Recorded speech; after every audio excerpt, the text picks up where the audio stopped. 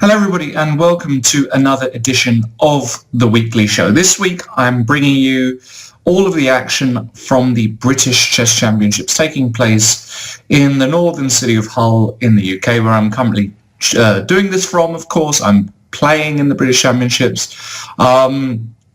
This year is arguably the strongest British Championships for many a year.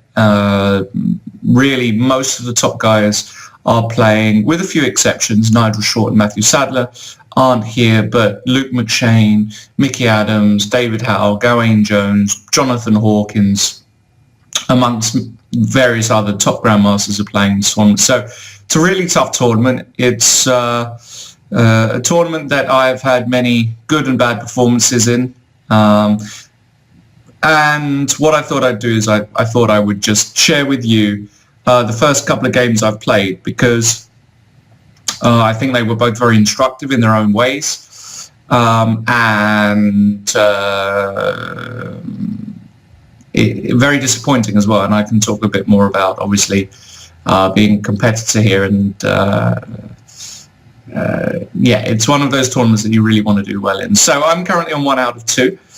Won my first game against the former England captain David Anderton. Unfortunately, yesterday I lost against Gawain Jones from a position which I really shouldn't lose. Had difficulties with the clock, and unfortunately didn't find some precise moves required. But nevertheless, we'll have a look at those games. As the little teaser, this is Eggleston versus McShane.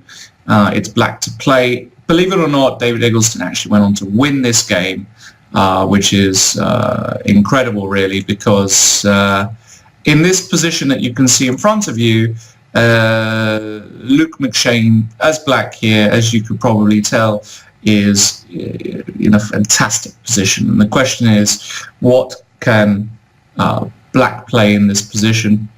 Well, if you got the move bishop takes c5, you guessed absolutely correctly. This move is just destroying. There are probably many moves, but this move is the cleanest, I guess.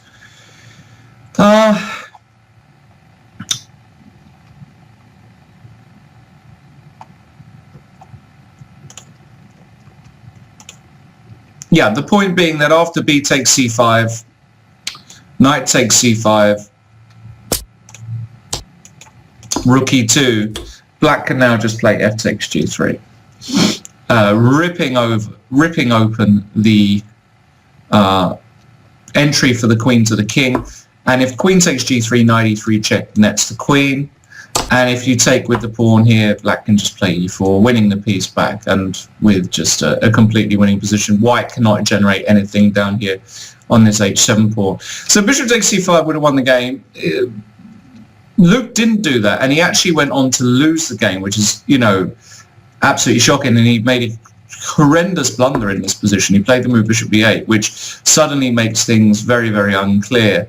And actually, David managed to outfox him in a bit of a time scramble. So that means that David Eggleston, who often has very good results here at the British Championships, is on 2 out of 2. He's joined by Mickey Adams, David Howe, Gawain Jones, who beat me yesterday, James Adair, Thomas Fodor, Daniel Hernandez, and Mark Edwards. And 9 players currently on 2 out of 2. And obviously they're going to be facing off. And then, of course, there's a bunch of players on 1.5. And then there are a bunch of players also on 1, including Luke McShane, myself, Amit Ghazi, and some other of the top players in the tournament. So let's have a look at my first round game, which was against David Anderson.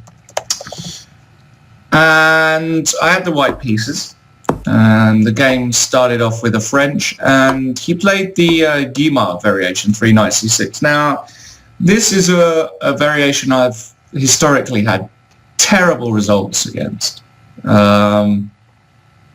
Absolutely terrible results.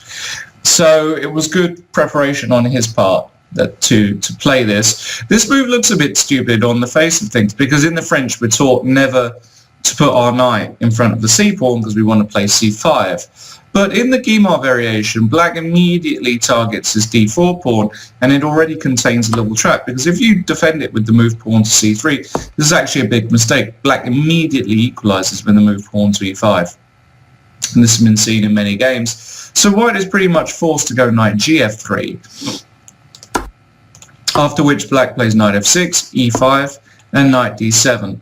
And the idea behind the Guimard variation is, rather than breaking with c5 very quickly, black wants to break with f6, the other very well-known French pawn break with f6 really quickly. So for example, if white were to play a move like bishop d3, black can play f6, and if you take on f6, black can actually take back with the queen here. And his idea is he wants to play bishop d6 and get in a very, very quick e5 break, breaking open his position, releasing his position. And this is all well known. So since I was having so many problems playing against this line, I needed to come up with something, and I believe I found quite an interesting way to play. The main moves are actually bishop to b5, which I've played before, or the move knight to b3. And in this game, I played knight to b3 for the first time. The idea behind knight to b3 is that firstly, you allow your bishop out, and secondly, if you now play bishop b5, which is a possibility,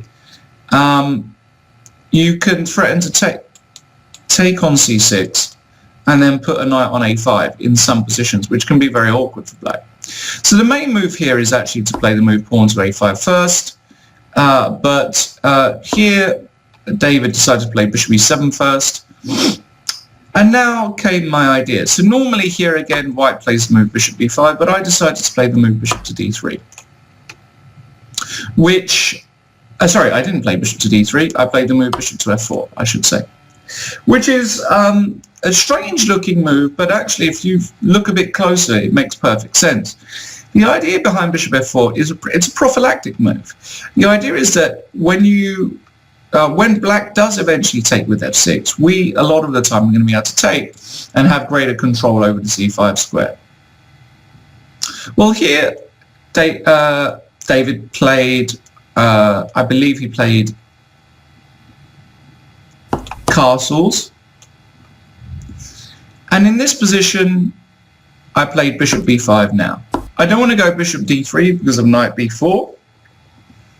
So now I play bishop b5, also dissuading him from going f6. And here he played a5, very natural. And against a5, you always go a4 here to stop any a4 nonsense. And now he went knight to a7, hitting my bishop. Now this again looks like an odd move, but it's actually totally standard for this line. But there's one major difference, is that normally when I come back with the bishop now I'm threatening to win this pawn and he goes b6. This knight a7 maneuver has been known in the Guimard for ages. The idea is that black gets in a very, very quick c5 and returns with the knight to c6. So he takes a timeout, puts his knight on a silly square for the moment, and then comes back. The main difference now is that white is normally castled. So in this position, I can take advantage of that by playing the move pawn to h4. And I think this is a very, very strong novelty. The reason I'm playing h4 is, yes, I am a caveman and I want to play route 1 football. Bishop takes h7, check. Sacrifices absolutely do exist in this position. And I did have this position in my previous analysis. I vaguely remember this position anyway, from my previous analysis. And the big question after f6 is whether I can actually take on h7 or not. That is the biggest question. Because what I failed to notice, and what David actually told me the following day, i.e. yesterday, was that I thought here bishop takes h7 just wins. For example, after king takes h7, knight g5 check. This is beautiful, kind of classical Greek gift sacrifice stuff. And if he takes, I take back. And if he goes here, I thought, wow, here we go. Best game prize for the round. Rook h8 check. Let's be having it. Takes and g6. But actually, this completely loses because of bishop b4 check.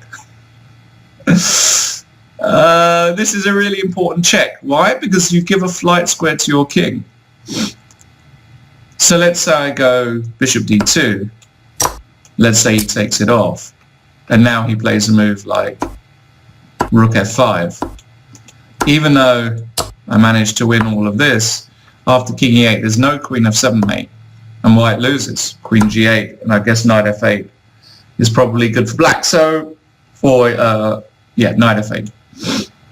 Or rook f8. Both are interesting. So anyway, as it turns out, after h4 and f6,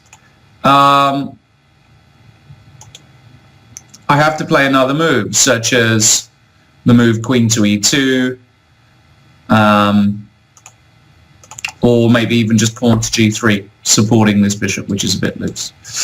That would have been very embarrassing. Anyway, David went for a long think here because he was also very concerned about the sacrifice and decided to play the move pawn to f5, which I was very happy to see, because now I can just play knight g5, forcing him to take on g5. Again, knight b8 really is bad because now I have queen h5, h6 and queen g6, threatening mate. And if he takes, this position is winning because actually I'm just threatening to go here and here, and look at black's pieces all on the queen side. It's not even a queen down, and unfortunately queen e8 is met by a cute little checkmate with g6. So black has to take on g5 here, absolutely, and h takes g5, and now I'm threatening queen h5 again, so he has to go g6. So we reach this position, and I felt decent here. I wasn't over the moon, and I went for a really long think here after g6. I went for a super long think. And I decided to play the move pawn to c4. Now, I really wanted to rip open the black king side, but I couldn't find a way to do it. And c4 felt like the most principled, because if I don't do anything here, if I just play, you know, I don't know, whatever, c3, he plays c5. I come back with, now he's threatening c4, I come back with the bishop. You know, he can play knight c6, and the problem is this bishop isn't really working at the moment. Maybe I have to come back with the bishop, something like this. I mean, this is playable for sure, but there are always lines where he takes. I have to take that with the pawn probably, and now he can play knight b4, put a bishop on a6, exchange my lights for bishops, and this knight is just very stupid in this position. So I wanted to be a bit more proactive, and I played the move pawn to c4, which I think is a decent move. And here I was very surprised by David's reply. I thought he was going to play bishop b7, but he decided to play the move queen to e7, which I think is probably a mistake, because allowing me to take on d5, cd5, ed5, I think is huge for white. And it's in this position actually I made a big mistake. Here I should play the move, the very natural move, rook c1 here. Now, why didn't I play that move? Well, it's because I was a bit concerned about the move pawn to c5. But as it turns out, after pawn to c5, I can just castle, and this is the idea I missed. And after c4, it looks like black wins a piece here. I didn't actually see a way forward for white, but I've got the quite stunning move, queen to f3. And had I seen this tactic, I would have won. Of course, if he takes a piece, I take on d5 and take on a8, and actually the knight on a7 is almost lost as well. And if he protects his pawn with a move like queen to f7, let's say, or queen to e6, then I can take on c4 anyway, because once again, even though he gobbles up a load of pieces, so do I. So actually I had no need to be worried about c4 because of queen f3. And if bishop b7 again, I can just, I believe, I can also, can I take on c4 here? Yes. Because I've got rook c7 at the end, of course. I can take, and rook c7. And even if he manages to hold on for the moment with rook fd8, this is an amazing position where he's completely pinned. Now I can almost certainly go d5. And I'm threatening to go e6 next move, and it's just curtains. It's just over. So that was actually extremely strong, but I decided to play the move castles originally with the idea that if he now goes c5, my idea was to play the move pawn to e6. This was my grand plan. And I thought this was excellent for white. Because basically what black wants to do in this position is he wants to transport this knight to here. And if he gets that, suddenly he's doing fantastic. Right? So he needs 3 moves. If he gets a knight there blockading, he's doing great because he gets in c5. His bishop suddenly has got life. His other knight will come in and my bishops aren't doing anything. So I have to act really, really quickly. So if he goes c5, my idea was to go e6. And I think this is an extremely strong idea, basically. Clearing the way, and the point is that after queen takes e6, rook e1, suddenly this bishop has got a lot of life. Queen f7, and now I can play a number of moves. I can take on c5, I think this was my main idea, and if he goes here, I can just go bishop d6. And if he moves the rook, I can just take on c5. And of course, any position like this is completely different to the one we just saw, where I've won the pawn back, he's got weak pawns, and more importantly, his dark squares are just, you just cannot defend those dark squares. So e6 would have been really important, but he played the move queen to e6, which, you know, was a very annoying move to see on the board because suddenly none of my plans work and I've got to come up with something else. Well, at the same time, I thought that we all know that queens are not the best blockaders of pawns. He wants to get a knight there, so we have to act properly. First, I started with rook c1, stopping c5 again. He played c6. And it's in this position that I think I'm going to use for a lot of my students, because this is the sort of position where you can ask, how should white play? Obviously, there are some tactics in the position, but it's more of a positional position, if I can put it like that. How does white proceed from here? How does white go about constructing a plan? Well, one key part of constructing a plan is you should always be looking to improve your worst placed pieces. And in this position, it's clear that my knight on b3 and bishop on f4 are worst placed pieces. What, however, if I were to this knight is just doing nothing here on b3. It's completely out of play. And then I just understood that wouldn't the knight love to be on f4 here, attacking the queen and allowing me to go e6. So I played the move rook c3. The point being that after bishop b7, I would then play knight c1, getting the knight round to e2, still protecting this pawn, and the idea was just to withdraw the bishop to, say, a square like e3 and go knight f4. And once the knight gets to f4, I can play e6, I can always sacrifice that pawn, put the rook on e1, and we got similar positions to one before, like we had before. He played c5, I played knight e2, again, protecting this pawn, so cd4, knight d4 is curtains for him because he has to move the queen. So I played knight e2, he then went knight c6, and here he is threatening to win the d4, so I went bishop to b5 also.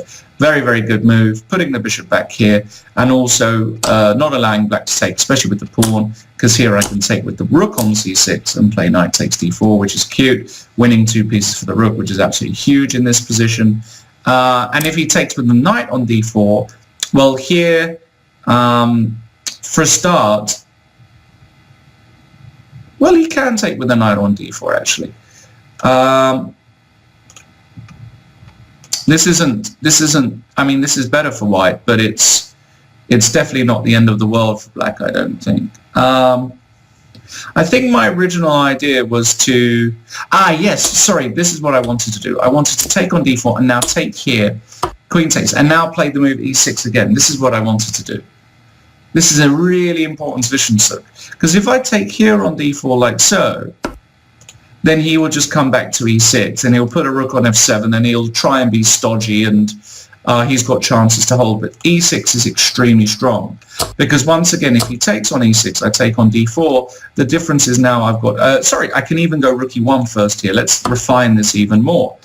I play rook e1 here first, hitting the queen, and when the queen goes somewhere, now I take on d4, and basically, not only am I threatening b6, I'm threatening rook c7. In fact, let's refine it again. I can go rook c7 first, of course. This is the point, and actually after queen takes d4, it's all over. Rook f7 maybe, but I guess queen takes b6 is just going to end the game pretty promptly. So I was seeing all of these variations, which was good. So anyway, after bishop b5, he went rook f to d8, and now I played a very important move, I believe. I played a very strong move. The first move you want to play in this position is to play the move rook to e1. This is like the most natural move on the board, but I didn't play rook to e1 because I was unhappy with the move knight takes d4 now. And the difference is he's covering this way. So if I take, he can take with the rook. And after queen takes d4, we get the following position where I looked at it for a while and I just concluded that white cannot really up the pressure. Even if, for example, black plays rook c8, I play rook c1, he takes, and let's say he now plays a move like bishop a6. I didn't see a way for white to enter. For example, if I go rook b3, he can just play rook b7. And I never really want to, bishop e3, he can go b5. And, the queen is very annoying here. And so I wanted something better, and I found bishop e3, which was a really important move to find. Because now after bishop e3, I'm threatening to play knight f4. And also, if he takes on d4 here, now I can once again take on c6 and play knight takes d4. And if he takes with the knight on d4, the difference is now I can play bishop takes d4. This is the key idea. And after c takes d4, I play knight takes d4. And if he takes on e5, I play rook e1. And the game is all but over because if he moves the queen anywhere, let's say here, I've got knight e6, hitting the queen, rook, and the knight's in the air as well. In fact, he would have to put his queen in order to not get pinned on the square, queen to b8. But then we just come in with the rook to e7, and it's all over because, he moves the knight somewhere, and all I need to do is mate the guy like so. And I guess there's just a way to do it. It wouldn't surprise me if knight takes f5 is just good enough. Even moves like queen h5 here, threatening this. And if he moves the knight here, obviously it's mating too. So it was just winning. So bishop e3 was a really strong move. He went queen e7, which I understand. He wanted to get out of this stuff. And then I could have played knight f4 again. I think knight f4 is decent. But I decided to play rook e1 now. Because now the difference is that he can never play knight f8 easily because I can take on c6 and take on c5. Another reason why I played bishop e3. And here David unfortunately collapsed, understandably so. By the way, if anybody's asking, knight takes e5 doesn't really work here because after d takes e5, I thought this was an interesting try though. And now knight takes e5. Unfortunately, d4 runs into bishop c4, which is what I saw. And here after knight takes e5, I think bishop f4 is just not quite enough for black. It's a very interesting sacrifice, but it's not enough. d4 and now rook g3. White has got an extra piece, and I'm going to play knight c1, knight d3. And we just concluded that I think black just doesn't have enough here for the 2 pawns. So David did play queen e7, rook e1. And in this position here, David succumbed, understandably so, because here he played the move knight takes d4, but unfortunately after bishop takes d4, c takes d4, his idea was that if I play knight takes d4 now, he's got the move knight c5, and suddenly matters are far from clear, because this knight completely blocks up my counterplay, and the position suddenly, white is still better, but things are far from clear. So I can never ever get rid of this knight on c5. There's no mechanism really for me to do that. But what was very important was for me not to play knight takes d4, but play the move I had planned, rook to c7. This is really, really important. And now, after rook to c7, black is in desperate trouble because the knight is pinned. This is the big point. and I'm threatening the bishop, and after bishop a6, actually white has got many ways to play here. I just took on d4, takes and takes, and I assessed this position to be completely winning for white because, well, queen takes g5 knight e6 wins again. White's threatening to go e6, and white has got a knight on d4, and after rook to c8, trying to get the rooks off, white has got the very beautiful queen b3. Luckily, I'd seen all of this, point being that after takes, I take on d5 with check and win the rook back. And after king h8, I took and just took and played e6. This was good enough. Extra pawn, rook goes here, but I now just play, oh, not rook there, but rook to c1. Threatening to come into c6, and he can't take on e6 even though he did in the game, because now I go rook e1 pinning. And the dust settled, and after rook b7, David did, in fact, throw in the towel because, well, there's no point playing on here. Extra exchange, going to pick this one up, going to pick this one up, and it's going to be an easy win. So a good win, a good start to the tournament for sure. And then yesterday I played Gawain Jones, who is obviously one of the big favourites for the tournament, rated 2670. I've had a very, very bad score against Gawain, lifetime. I always seem to get good positions against Gawain and either go on to lose or draw them. And unfortunately, things didn't change yesterday. So the game started off with e4, c5. This was already maybe not a big shot, knight f3, but knight c6 was kind of a shot. Even though Gawain after the game said to me that he believed that I was going to play knight c6, I don't think I've ever played this, or at least I don't think it's on the database. And now Gawain normally plays the move bishop b5, which I had expected, but he decided to go for a main line with d4. I took on d4. We played a main line, and now I played a classical Sicilian, which is something that I've been wanting to play for a while. I think it's a very, very good opening. And after bishop g5, e6, queen d2, we have a mainline classical. Here, obviously, many, many moves in this position have been played. And I decided to play the move queen b6, which is a speciality of Kozul's, the Croatian Grandmaster, where black immediately puts the question to this knight. Doesn't mind giving up the knight on f6, because after g takes f6, black claims that the two bishops and the dynamics there compensate. And actually that's what I wanted to get. I wanted to get a dynamic position against Gawain, but he didn't allow that, because here he played the most dry move of them all. He castled queenside, which pretty much forces me as black to take on d4. I took with the queen here because I thought after knight takes d4, believe it or not, he might have some funny ideas like bishop e3 or maybe knight a4 here. So I just took with the queen to force the queen exchange here. And now actually the funny story is I wrote the move rook takes d4 on the score sheet. That was stupid of me, actually, because he can, of course, take here first or do something. He said, I haven't played my move yet. I said, I'm really sorry. So I scribbled it out. And he then did decide to play rook takes d4.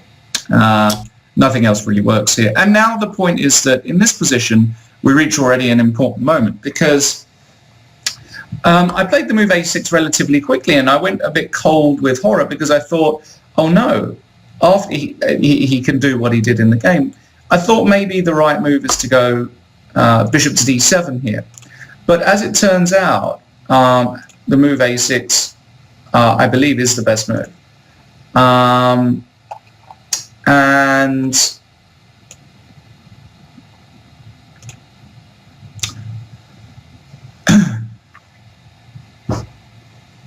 because you've got to cut out knight b5, right? So, but even here I thought knight b5, and I just dismissed bishop d7 on these grounds. But after a6, Gawain now, well, he took on f6 and played knight a4. And I saw this out the corner of my eye, and I didn't remember looking at this particularly in this line. And here I went in for a massive think, and this was probably a huge mistake already. The reason I went for a massive think, I mean, you guys at home might think, well, why on earth would you think so long? He's threatening to go knight b6, you've got to do something about it. Well, things aren't that clear in this position. For example, I have many ideas. The first idea is whether I play b5 here. Well, I rejected that because after knight b6, rook b8, takes and takes, yes, we've got an opposite colour bishop position, but rooks are on. This is the really big point. And now I've moved these pawns. These pawns are extremely vulnerable, and immediately the move a4 made me feel uncomfortable. looking to target this pawn structure, and actually there's no good way for me to hold these pawns. Takes and takes, and I lose this, and he's just doing fantastically. So I can't play b5. So what was the other thing I was thinking about? Well, the other move I was thinking about was to play rook b8 immediately. Why? Because after knight b6, now I've got ideas of getting a bishop to c5 with the move d5. Point being that if he takes, this is a big blunder, because now bishop c5 actually wins material. So he has to take on c8, and here I was analysing moves like bishop c5 immediately, but he can just come back to d2, and actually after takes, takes, and takes, and now just a move like, let's say, bishop, well, he can even play a move like g3 here. Obviously black is struggling because all of his pawns are on light squares. The white squared bishop is going to find a great homes like this, and I'm going to be just suffering here massively. So I couldn't play that. And then the only other move that made sense was to play bishop d7, and after knight b6 to go rook d8. And here again I was thinking for a long time, because I was kind of convinced that Gawain was going to play the move knight c4 here. That's what I thought his idea was, but as it turns out, knight c4 is just not that good, because here, well, black's got a number of moves, but one move that is particularly strong, that is very, very paradoxical, and I have to say, one that I didn't see. I mean, here, I guess I was going to play bishop c6. I mean, I guess that's what I was gonna do. And after knight a5, the reason I know about this maneuver is the famous game Kasparov Movsesian. You should check that out, in a very, very similar position, where Kasparov did something similar. I think it was against Movsesian as well. I'll have to check that game out, where he made this exact maneuver. Knight, knight, knight, and knight. And here I was just going to go rook c8, and if rook c4, king d7, and I thought I was okay. But as it turns out, after knight c4, I've got a fantastic move. I can just play the move king to e7 here. This is an unbelievable move. The point of this move is that black can't take on d6 because of bishop c6 and the pin, and I win. And if he takes with the rook, I can just chase this knight away with b5, and I win like that. And actually king e7 is a really desirable move here, because I connect the rooks and I'm threatening now to either come here or here. So for example, after king e7, if he plays a move, let's say a move like bishop to e2, or let's say knight to a5 again, I can actually just go bishop g7 now. This is fantastic. And after knight takes b7, I've got the move f5. And if he takes on d8, I take. His knight's on pre, he has to come back. And if he's not careful, he's just going to lose the knight. I'm going to go rook b8. Yeah, he can take, but he's gonna get punished down here. Knight a5, check, and then takes here. Sorry, in this position I can get check. He can block, I can take here. And we can get positions like this where my bishops just roam free.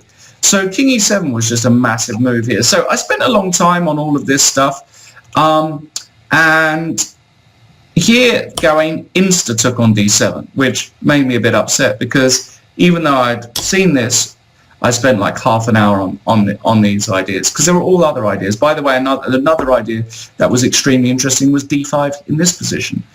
This is an extremely interesting idea. Point being that if he takes on d5, I can now go b5. This is fantastic. And if knight b6, bishop c5, this position here, the knight is actually trapped. I am going to win that knight, so he can't do that. It means he has to go knight c3, and in this position I can just play bishop b7 and takes and takes. And we have a position where it's a very non-standard position, but it's one which black has got absolutely fantastic counterplay. He's going to go f5 and bishop c5, and he's going to do all sorts of stuff and play with the two bishops. Anyway, Gawain took on d7, I took back, and Gawain now played the move bishop e2. And again here I went in for a bit of a think, because I've got a position where, you know, opposite colour bishops, but with rooks on. I've got long-term weaknesses here, and I need to somehow try and liquidate and make his task more difficult. Now, After bishop e2, I went for a long think because I've got to think how I'm going to set up my pieces here. So how do I set up here? There are various setups, but I actually played in a way that Sergei Zhigalko played, and I had no idea about it. The first move that I played was the move rook to g8, which is a very, very important move because it doesn't look like it, but the point of this move is that I provoke white to play g3, and you might say, well, doesn't that help white? Because whenever I go bishop h6 check, he goes f4. No, it doesn't help white, because in a lot of positions, I've got to be careful that white doesn't maneuver his rook around to the h3 square and basically condemn my rook to passive defense on h8. So it's really important to do this. And now I played the move rook g5 with the idea of swinging the rook over to c5 or to a5 in some positions. So for example, if he plays a move like rook h to d1,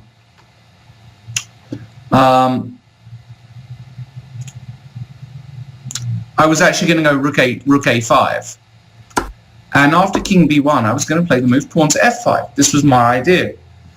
I can't do that with the rook on g5 here, because after f5 he can go the move h4. f4 might run into e5 still, and it might still be okay, but actually he can take here, so it's probably still good for white.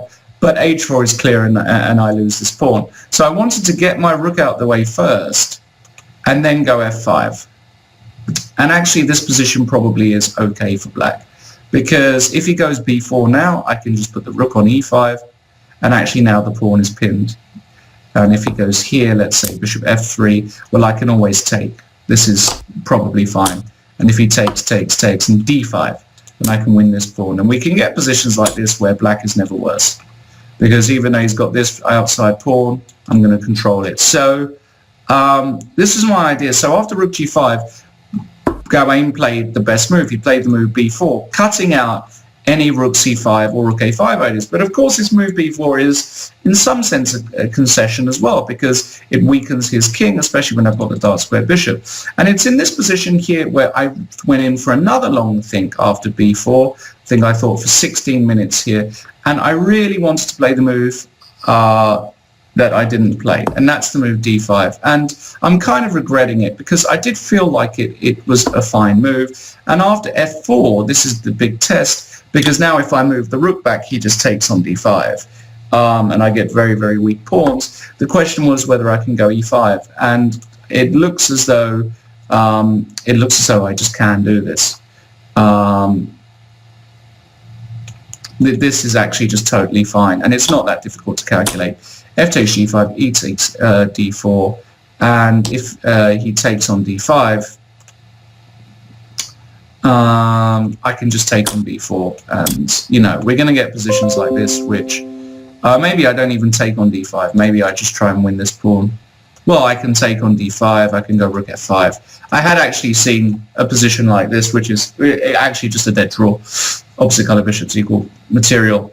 So I think there was a move that put me off, and I think it was the move rook h d1. That's the move I didn't. That's the move I didn't like.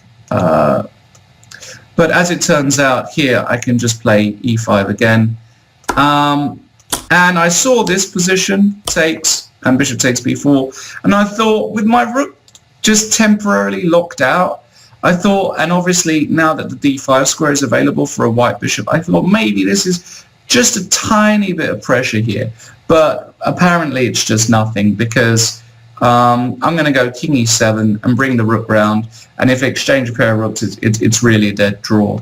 So d5 was really a move to play. I didn't play it, and I'm kind of upset I didn't play that. Instead I played the move bishop e7, rook h d1 and rook c7, and I decided to go a bit passive, but at the same time I did, you know, I didn't want to play d5 and lose stupidly, and I thought, well, the onus is still on Gawain to show something. He now played king to b1, and now I played rook back to g8, which I think is correct. Now my idea is I want to bring the rook over to c8, and I'm going to walk my king out to g7 to do so. So he went f4, and I went king f8. And in this position, he played the move f5. What else? He said after the game. And I agree. What else is he going to do here? And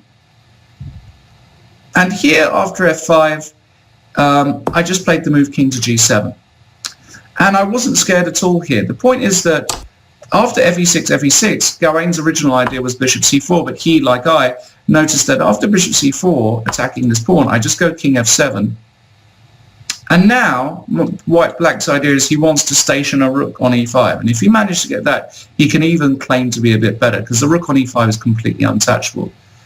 But, yeah, maybe White can go rook f1, and if I go rook g5, he goes rook f5. But it's nothing, because here I can actually play rook... no, I can't play rook takes c4. Yes, I can play rook takes c4, of course. This is the point. And I win material, because if takes, I take. And if he takes here, I take here. So this wins. So after king g7, Gawain actually decided to play the move a4. And now, all of a sudden, I started to feel very optimistic, because I played rook gc8 and he played rook d2. And I thought, wow, let's have a look here. I've reorganized my pieces. He hasn't got any real kind of serious ideas here. And this is where I found an idea which will define the rest of the game. I still stand by this idea. I still think it's fine. I decided to sacrifice a pawn in order to get my bishop active. And I felt like this was more than enough. So I took on f5. He took back and I played d5. The point being, if he takes, of course, I win this pawn on b4. And the idea is that I want to maneuver my bishop to e5, because in a lot of positions I have very, very important mating nets. Bishop d6, bishop e5, and so on. I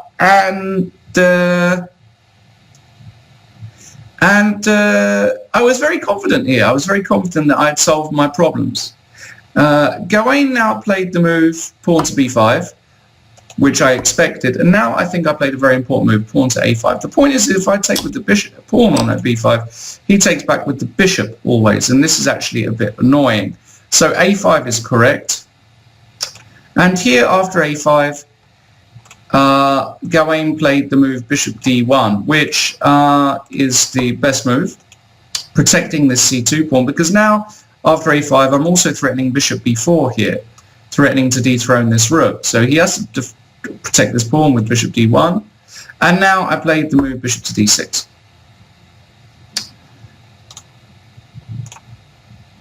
Now I'm just one step away from putting the bishop on e5. Well, he gave me a check on g4, king f8, and now played rook takes d5, and finally I get my bishop to e5. And here I was confident, and here he made a move which I have to say I didn't believe in. He played rook h4. Now, unfortunately, around this point I was already down to about 3 minutes. And I ran to the bathroom because I was desperate for the bathroom. So I ran to the bathroom and came back. And after rook h4, I immediately blitzed out king g7, which Gawain says is the best move, and the computer thinks it's okay. But I did miss the chance here to play rook c4. Now, I did see this. The point is, of course, that if he takes on h7 here, I can just play the move king to g8. And I did see this. And after rook h4, I can take, and go rook c4 once again. And actually, this position is just holdable.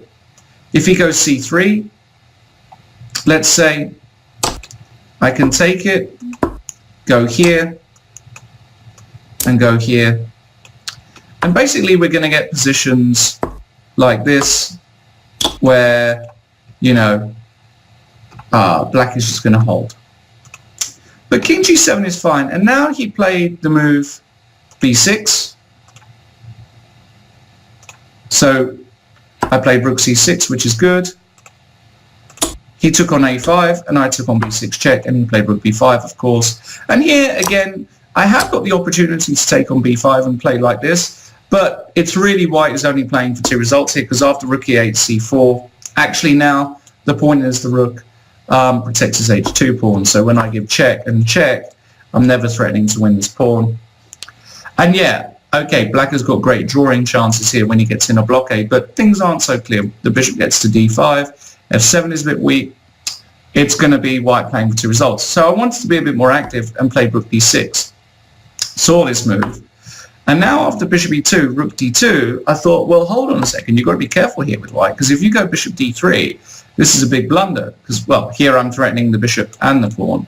So after bishop d3, I give check here, and after this, I give check here, and I can give check here, and I can give check here, and then I can give check here, and I actually checkmate white very cutely. So actually after bishop e2, I thought, well, Gawain surely won't blunder here, but I didn't see a move either. I didn't see what he wanted to do after bishop e2. Rook d2, sorry. And he played actually probably one of the only moves. He played rook c4, which completely took me by surprise. And in this position here, I had a fantastic idea, two ideas that I missed that cost me the half point. The first idea is I can actually just take it off as I did in the game and now just go rook d4, and I completely missed this. The point is that I attack the bishop and I attack the pawn, and if he moves the bishop here, let's say, I take on a4 and he can't win this pawn, so mate. And if he protects the pawn, he also, unfortunately, checkmates himself, I should say, after rook a1. So rook d4 just draws the game immediately, because also if rook c5, now I can actually go probably b6 here, and then check, check, check, and you know, check, and it's just a draw, because no, it's not a draw. Actually, I think it's a draw if I don't include b6. I think if I just go check, check, check, because he can't go here because of bishop d6, I think. Even that is not so clear. I mean, yeah, even that is not so clear. But just giving check is good enough, because now if bishop a2, yes, now I go bishop d6, this is the point, and if king b2, I take on a2, and obviously win a whole piece. So that was drawing as well as the fantastic move rook c6. Now this was completely out of my vision. The idea behind rook c6 is that now I'm threatening to win a bishop. So if white takes my pawn on b7 with the idea that I take, he takes, he doesn't win in the exchange, because now I can give check, check, and check. This is a beautiful idea, and actually I win a full piece. And in fact, I completely missed it. So this idea with rook c6, and as it turns out, after rook c6, he has to give a check on g4 and play bishop c4. And actually, once again, we just have a repetition here by force. Unfortunately, though, I took on c4, and with my clock hanging, decided to go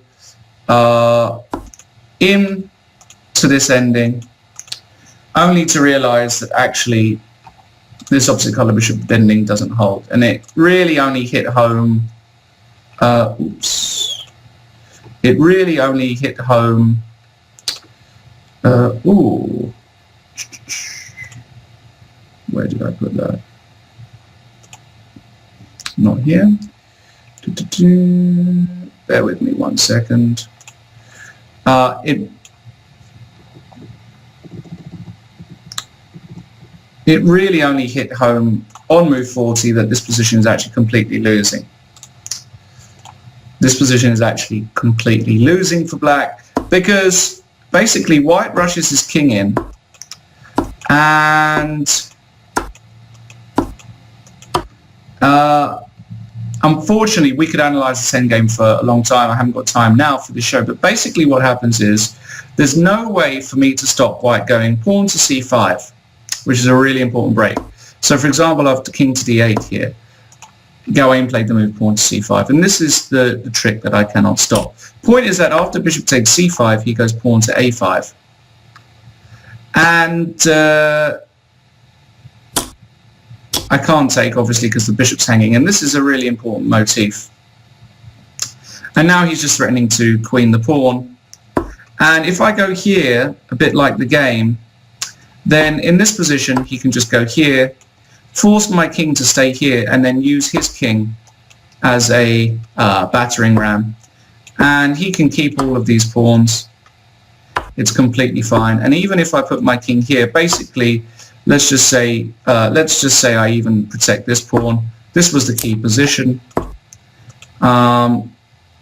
No, let's say I go here now, and here I had to analyze this far, but as it turns out, white can just go h4 here, and here the point is you don't take on h6. This is a huge blunder. This position is a draw, but you can just play the move g5, and that is just all over, because white has got the right coloured a pawn here. So in other words, if I ever sacrifice my king, my bishop, he just has the right colour pawn, which is a shame, and obviously wins this ending very easy. So basically this ending, without going, because you could analyze this whole ending for a whole show itself, and I might do that one day, but this ending is just completely over. And something similar happened in the game. He created the passed a pawn and then went with his king on the other side. So a very disappointing loss in many ways. In other ways, I did see some really good ideas, rook g8, rook g5, and d5s and this kind of stuff. So that was positive. So I am seeing a lot. So I've got a very dangerous opponent in Jack Rudd, who plays instantaneously, and I've got to be very well prepared and have an idea about what to do against him. This was a slightly longer weekly show. I hope you enjoyed that. I hope it was instructive. Yeah, just for all of you guys, so you know that yeah, this ending it's just losing. King comes in, as I said, and c4 and c5, and there's no way to stop creating an outside pass pawn. So not all opposite colour bishop endings are losing. It would be a lot different, however. Let's say I were to get my king to c5 to stop the king activity. That would be a completely different story. That is true. So I hope you enjoyed this. I'll be back next week for another update, part 2 update of the British Championships, no doubt. Let's see if I can put in a good result over the next week. But until then, it's been a pleasure. Thanks very much for hanging out. Remember to check out my recent products as well in the Chess Base shop. And I'll see you all next week.